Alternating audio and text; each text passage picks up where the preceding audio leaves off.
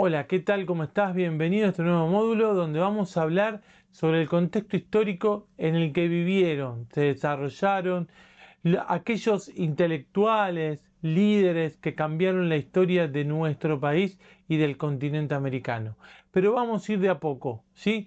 Primero que nada, vamos a centrarnos en Europa, en aquellas nuevas ideas que circulaban por el viejo continente, hablando de lo político, de lo social, de lo económico, todos aquellos cambios que planteaban aquellos filósofos y pensadores de aquella época del siglo XVIII.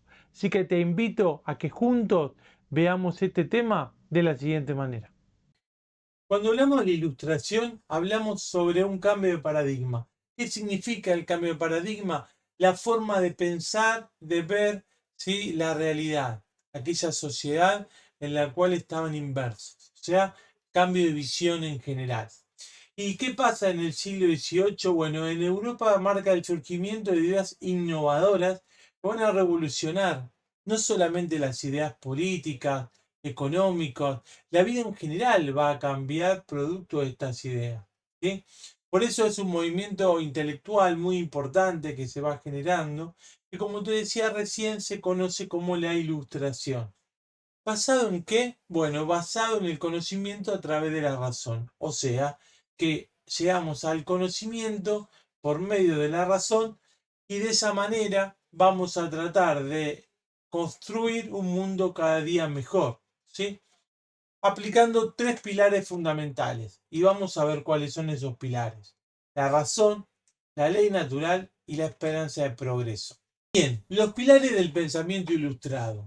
Vamos a empezar con el primero. Dice, razón como fuente de conocimiento, ¿no? ¿Y qué pensaban estos filósofos de la ilustración? Bueno, ellos sostenían que el conocimiento auténtico solo podía obtenerse a través del pensamiento racional. ¿Cómo? Siguiendo un método. ¿Cuál era ese método? El método científico. El de la observación, luego el de la experimentación y finalmente se llegaba a una síntesis, a una conclusión. ¿Ellos qué dicen? Bueno, nosotros rechazamos todo tipo de explicación que no tenga este procedimiento. Por lo tanto, todas aquellas formas de explicación de la realidad o de hechos que hayan sucedido, como pueden ser conocimientos religiosos o mitológicos, ellos lo descartaban. En cuanto al segundo pilar, que dice igualdad y derechos naturales, ellos plantean la idea precisamente de igualdad y de derechos de todos, ¿sí?, por ser seres naturales, por ser personas. ¿Sí? Entonces, para ellos, este pensamiento es fundamental para los ilustrados de la época. ¿Sí? ¿Por qué? ¿Qué cuestionaban? Por ejemplo, el poder de la monarquía absoluta que se definía, digamos, como descendiente de un poder divino. ¿Sí? Entonces, el rey era una persona elegida por los dioses, ¿sí?, la familia real, etcétera. Entonces, ¿qué decían? No, defendían la igualdad de derechos de todos. O sea, nadie es superior a nadie. ¿Sí? Bien. En cuanto al tercer pilar que habla del progreso a través de la ciencia, esto va muy en relación con lo que dijimos en el primero. ¿Sí? ¿Ellos qué plantean? Bueno, promovían la idea de que el conocimiento se desarrollaba a través de la ciencia. Que ese conocimiento que se desarrollaba siguiendo ese método que te conté al principio, ¿sí?, ese conocimiento iba a llevar al progreso de una civilización, de esa civilización humana que la iba a transformar no solamente la mentalidad de la época, sino también, ¿sí?, de la cultura en general. En cuanto al impacto de la ilustración en la sociedad, podemos ver bien en claro, ¿sí?, que es un impacto limitado, la influencia sobre todo en las clases bajas. O sea, las clases bajas tienen muy poca influencia, ¿sí? Estas ideas tan innovadoras de lo político, de lo económico, ¿sí? Lo llegaba obviamente a afectar, pero no era que lo influenciaba y le iba a cambiar la vida 180 grados, ¿sí? Sí, eso impacta mucho en las clases medias, que son más ilustradas, y las clases altas, ¿sí? A tal punto que, por ejemplo, va a llegar a la influencia de los grandes líderes de la época, ¿sí? Que son los que van a llevar los grandes movimientos revolucionarios, tanto en América como en Europa. En este tiempo vamos a ver que muchos americanos van a empezar a viajar al viejo mundo y van a empezar a empaparse de estas nuevas ideas. En cuanto a la secularización y la mentalidad moderna, vemos que estas ideas van a marcar, ¿sí?, la vida intelectual de la época del siglo XVIII. ¿Sí? Por lo tanto, se va a ver marcada por la aparición de esta secularización, defendiendo ¿qué? La mentalidad occidental moderna. ¿Esto qué significa, esto de secularización? Bueno, despegarse de estas ideas que yo te decía recién, ¿te acordás? Que te decía sobre el conocimiento religioso, místico, tradicional, ¿sí?, generacional, sin un sustento científico racional. Bueno, precisamente de eso habla, ¿sí?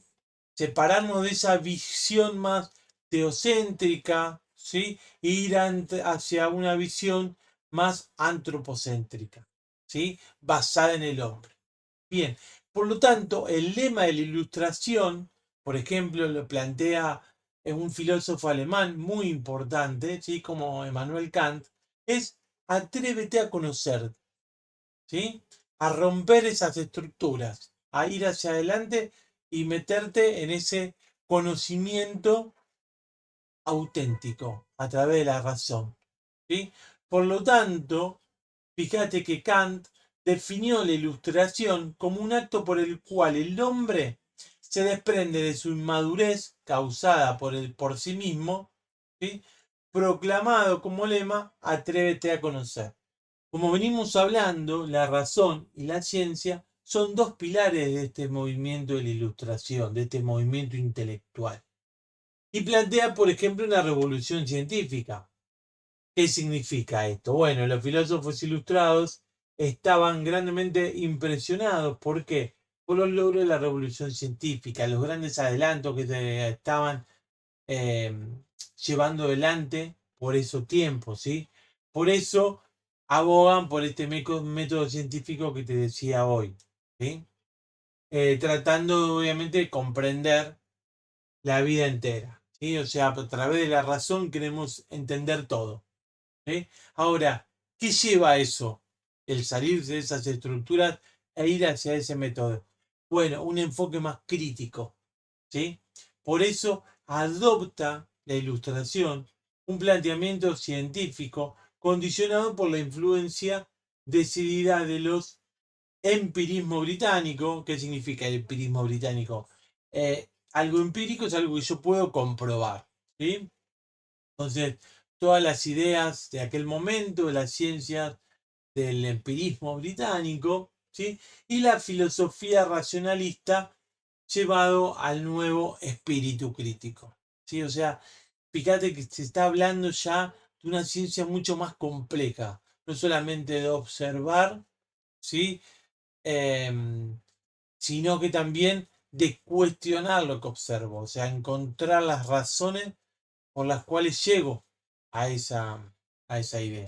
Cuando hablamos de orígenes e inspiraciones de la Ilustración, tenemos, por un lado, las inspiraciones del siglo XVIII, que son estas ideas innovadoras surgidas durante el siglo anterior, siglo XVII, como cuáles, como las leyes de Newton o el pensamiento liberal de John Locke, inspirados en inspiran a esta filosofía de la Ilustración.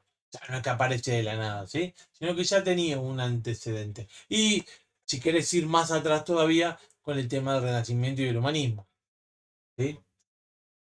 Bien, segundo aspecto, los filósofos ilustrados, la mayoría de estos pensadores ilustrados, pertenecían a una aristocracia y clases medias, ¿sí? Entonces, expandiendo rápidamente su idea entre los intelectuales y políticos. ¿Qué es la aristocracia? Bueno, aristocracia viene del griego, aristoi, significa el gobierno de unos pocos, ¿sí? Por lo tanto, quienes accedían a esa información, quienes tenían el poder en ese momento, eran unos pocos. Podríamos decir un grupo reducido de personas poderosas y ricas, que son las que van a llegar a ese a ese conocimiento. Y las clases medias son los que van a difundirlo sobre los sectores de poder, ni más ni menos. Con respecto al impacto global de la ilustración, tenemos dos aspectos. Por un lado, América, ¿sí? Influye en los líderes revolucionarios, como te dije hoy, por ejemplo, en Belgrano, en San Martín, en Miranda de Venezuela, ¿sí? En Rivadavia, en muchas personas que tienen la posibilidad de viajar a Europa, lo que llamaríamos al viejo mundo, ¿no? Y finalmente, en Europa, esas ideas ilustradas, esas ideas de aquel entonces, que fundamentalmente van a nacer en Francia. Te dije también recientemente que estaban inspirados en Newton y en John Locke y algunos autores británicos, pero donde más se va a desarrollar con más fuerza, con más énfasis, es en Francia y posteriormente, ¿sí? Territorios como España cuando sea conquistada por los franceses. Pero eso lo vamos a ver más adelante. ¿Sí? ¿Cuándo lo vamos a ver esto de la ilustración en el continente europeo? En las revoluciones europeas que se van a dar en el siglo XVIII, ¿sí? Y en el siglo XIX.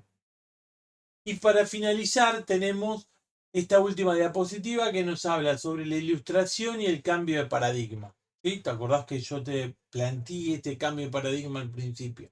Bien, tenemos tres conceptos a tener en cuenta, ¿no? El pensamiento racional, ¿sí? Que el pensamiento de la ilustración se caracterizó por la promoción del pensamiento racional como única forma de obtener el conocimiento auténtico. ¿Sí? Por otro lado, los derechos y libertades. Los filósofos ilustrados defendían la igualdad de derechos y libertades para todas las personas, cuestionando, por ejemplo, el tema de la monarquía absoluta. Y finalmente, el progreso y la ciencia, ¿no? O sea, la ilustración promovía las ideas del conocimiento a través de la ciencia que conduciría al progreso y al desarrollo de la sociedad. Espero que te haya servido. Nos vemos en el próximo video.